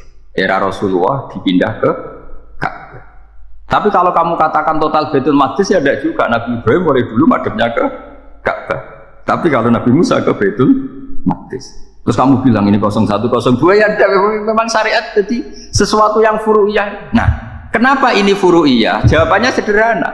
Ketika seseorang menghadap Ka'bah itu menghadap batu atau menghadap Allah?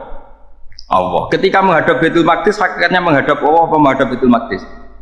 Allah. Maka menghadap Ka'bah itu sebenarnya masalah furu'iyah. Yang masalah usuliyah adalah inni wajjahtu wajhiya lilladzi fataras samawati wal ardh. Yang permanen adalah menghadap Allah Subhanahu wa ta'ala. Cuma secara prosedur syariatnya secara zahir menghadap Ka'bah.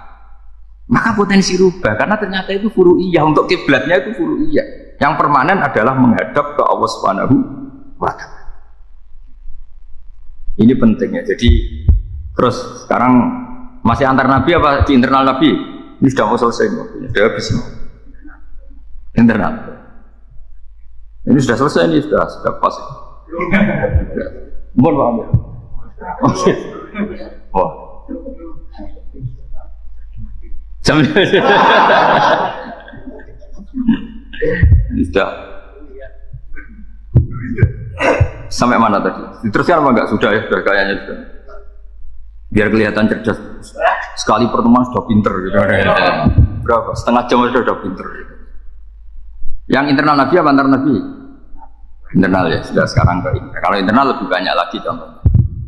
Yang masyhur tentu masalah Baitul Maqdis. Dulu Rasulullah pernah sholat menghadap Baitul Maqdis 16 bulan. Berapa? 16 bulan. Gila 17. Soalnya khilafnya hanya 16 dan 17. Kalau ada bilang 10 bulan berarti gak pernah ngaji khilafnya. Karena khilafnya itu hanya 17 sama 16. Akhirnya sama Allah diminta disuruh menghadap ke Ka'bah. Saya ulang lagi, itu tetap masalah antar nabi seperti itu. Begini, makom itu kalau dalam bahasa Arab bukan kuburan. Kalau di Indonesia kan makomnya Sunan Bonang itu kan kuburan. Kalau makom dalam bahasa Arab itu sesuatu yang pernah dipakai singgah, itu namanya apa? Makom. Lalu Rasulullah itu pertama di Medina itu madhab Baitul Maqdis itu 16 bulan. Orang Yahudi senangnya bukan main, sampai mereka bilang Muhammad tuh gaya-gaya nantok punya agama baru, tapi kiblatnya ikut kita. Baguslah anak itu, masih tahu diri kan. Bagus katanya itu masih tahu. Jadi senangnya bukan main orang Yahudi, karena kiblatnya Muhammad sama dengan mereka. Ya tentu mereka jangkar Muhammad, bukan Sayyidina Muhammad atau Rasul Muhammad, karena mereka masih gak iman. Nabi itu ya agak tersiksa, karena beliau secara gen turunan Nabi Ibrahim dan kiblatnya Ibrahim itu Ka'bah. Agak tersiksa tapi sami'na wa ata'na tetap madhab ke Baitul Maqdis berapa? 16 bulan. Suatu saat Nabi Muhammad itu disuruh madhab Ka'bah. Ini dengerin. Akhirnya madhab ke Ka'bah. Apa yang terjadi? Orang Yahudi komentar gini, Muhammad itu gimana? Dia di perantauan rindu sama keluarganya, terus rindunya itu diaplikasikan jadi perilaku agama. Jadi dia madhab Ka'bah dianggap kangen. Kayak saya kan orang Rembang. Rembang itu apanya Jogja? Timurnya apa? Nggak, Jakarta itu mana Jakarta? Barat tanah. Ibaratnya saya orang Jakarta, terus merantau di Jogja. Dulu kiblatnya itu menghadap ke timur, terus ketika menghadap ke barat kata sampean, wah itu Pak Duni kangen apa? Keluarga. Juga kurang ajar orang Yahudi.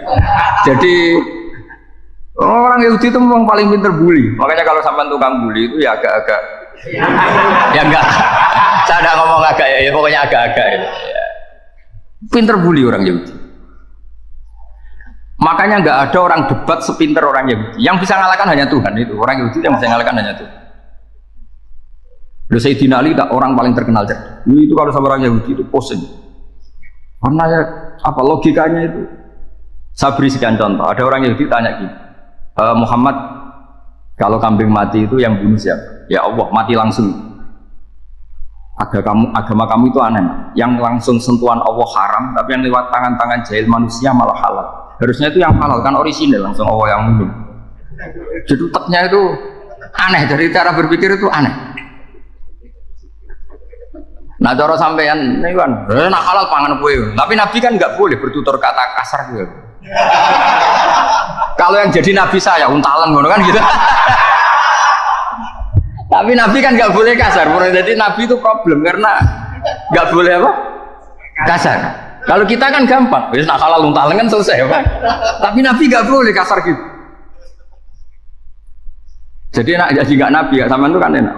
Mau keliru ya pantas, mau apa saja pantas. Karena kan nggak panutan. Kalau Nabi nggak bisa. Meluruskan kebenaran itu harus tetap sesuai akhlak. Ya jadi agak kerepotan. Makanya punya Umar alhamdulillah ada yang nggak perlu aturan gitu. Jadi enak. Jadi ya itu memang aturannya harus. Coba Nabi itu perang tapi nggak boleh bunuh. Kayak apa sih? Beliau jadi sasaran tembak tapi nggak boleh bunuh. Kalau sahabat kan enak, duel, santai, bisa parung. Kalau Nabi nggak boleh. Makanya Nabi itu meskipun ikut perang terus nggak ada sejarah orang yang dibunuh. Ya hanya satu peristiwa itu pun dibaca orang kafir, setangkis Nabi pedangnya kembali ke dia mati. Tapi nggak ada yang Nabi. Karena Nabi kalau pembunuh nanti itu terus kayak pendekar kan, dengan yang susah juga punya Nabi kok. Habis perang saya Nabi tanya, Muhammad habis serang berapa? 1000. Ya repot juga punya Nabi mantan apa? Pembunuh, meskipun yang dibunuh orang kafir, tapi kan kayak apa? Fitrah manusia itu akan menolak kepemimpinan orang yang Yang gitulah pokoknya nggak bisa diterangkan. Makanya Nabi itu nggak pernah bunuh, meskipun kayak apa musuhnya, tapi nggak pernah bunuh. Untungnya di sekeliling orang-orang yang tadi. Jangan bilang itu suka bunuh, ya. Pokoknya perang gitu ya. Perang dengan bunuh itu beda loh. Kalau perang itu fair apa? Sampai mana tadi? Nabi Ibrahim ya. Makom tadi saya ulang lagi. Nabi Muhammad menghadap ke Baitul Maqdis itu hanya Allah nuruti. Ini loh Nabi betul. Tahu betul bahwa di antara syariat adalah Baitul Maqdis karena semua Nabi pernah berkiblat Baitul Maqdis. Tapi Nabi ketika menghadap ke Ka'bah, Nabi juga dibilangin sama Allah. Ini loh syariat yang benar karena Ka'bah juga kiblat sing aktaku, lebih tua ketimbang Baitul Maqdis. Maka disebut Ka'bah Atiqah. Ilal Baitil Atiq. Kalau Quran bahasakan Ka'bah apa? Wal yatawafu bil Baitil Atiq. Atiq itu tua sekali. Ya, sudah. Ketika berstatus tua itu orang Yahudi seneng, mergo roh kelirune Muhammad. Mereka nantang, Muhammad ayo debat terbuka. Nabi rawuh. Bagaimana Anda bilang Ka'bah itu kiblat tertua? Wong Ka'bah itu pertama yang menghadap sana itu ya kamu. Semua Nabi menghadapnya ke Baitul Maqdis. Terus Nabi Muhammad mulai berargumentasi ilmiah tadi. Enggak, Ka'bah itu kiblatnya Ibrahim. Jadi Ibrahim dulu itu yang mulai dulu kiblatnya itu di Ka'bah. Terus orang itu tanya buktinya apa? Terus dijawab fihi ayatum bainatum maqam Ibrahim. Ternyata di situ ada jejak kakinya Nabi Ibrahim, yaitu batu yang diinjak beliau ketika bangun Ka'bah. Itu argumentasi ilmiah. Lah barang orang Yahudi kehilangan ilmu itu gobloknya orang Yahudi. Makanya yang bisa mengalahkan Yahudi hanya Allah Subhanahu wa taala. Wong Ibrahim saja golongan kita, pengikut kita. Ibrahim itu pengikut Yahudi. Wah itu Nabi mulai senyum-senyum, mulai tertawa-tawa. Wah itu goblok, orang terdidik. Karena itu ibaratnya kayak kamu bilang Soekarno itu pengagum Puan Maharani. Kira-kira seperti itu. Soekarno itu pengikut Puan. Karena Yahuda itu Yahuda bin Yakub bin Ishak bin Ibrahim. Saya ulang lagi ya, nasabnya Yahudi ya Pak. Yahuda bin Yakub bin Ishak bin Ibrahim. Jadi Ibrahim itu mbah keempat dari Yahuda. Tapi karena mereka kalah debat, Ibrahim itu pengikut Yahudi, sama dengan bilang apa? Soekarno itu pengikut Puan Maharani. Itu kan jadi aneh. Atau Gus Dur pengikut Mbak Yeni, atau Basim Asari pengikut Mbak Yeni, itu kan aneh. Wah, akhirnya sama Allah diingatkan. Makanya ada ayat ha antum haula hajatum fi malakum bi ilm falimatu hajuna fi ma laysa lakum bi ilm. Perjanjian debat ini semuanya harus ilmiah. Tapi kenapa perdebatan Anda malah ndak ilmiah? Karena orang Yahudi iftadhu malu semua. Wah, semuanya Muhammad itu satu-satunya kekalahan orang Yahudi. Tapi ayat-ayat seperti ini itu enggak populer. Ayat ha antum haula hajatum fi malakum bi ilm falimatu hajuna fi ma laysa lakum bi. Jadi Islam betapa hebatnya Islam. Kalau debat harus ilmiah. Dan Kanjeng Nabi menantang, ini perjanjian kita debat ini ilmiah. Kenapa sekarang jadi tidak ilmiah? Yaitu kamu mengatakan Ibrahim itu pengikut Yahudi, padahal Ibrahim dengan Yahudi itu dulu Ibrahim. Hanya Islam kalah, tapi tetap rakyat Islam. Tapi nah, makanya terus Ka'bah dibuktikan ketuaannya lewat apa? Fihi ayatum bainatum maqamu Ibrahim. Itu bukan makam kuburan, karena makamnya Nabi Ibrahim tetap Hebron, kemudian Palestina. Kira-kira itu Palestina. Jadi Israel jangan Israel, boleh perang di. Jadi Israel jangan Israel, jadi Palestina nih. Saya pernah ziarah ke sana di Hebron, di makamnya Nabi siapa? Ibrahim. Jadi jelas, jadi nasa mansur itu ketentuan yang dikehendaki Allah Subhanahu wa taala untuk menguji loyalitas manusia, menanggalkan semua akal. Makanya saya mohon sekali siapapun yang ngaji saya dimanapun, sekali-kali manusia itu harus menanggalkan akal. Sekali Anda pakai akal, maka Anda akan ingkar dengan nasa mansur. Nasa mansur itu hukum yang direvisi, yang dibatalkan. Makanya orang Yahudi lagi-lagi pinternya orang Yahudi, merovokasi orang-orang yang Islamnya belum kuat, diprovokasi.